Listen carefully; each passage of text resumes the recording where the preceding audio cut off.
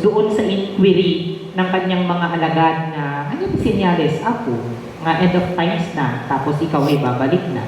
In 32, unawain ninyo ang aral mula sa puno ng higos na, or the fig tree. Kapag ang mga sanga nito ay umuusbong at nagkakadahon na, alam ninyong malapit na ang tag-araw. Sa atin naman, counterpart, jay sarguelas. Ay, sarguelas.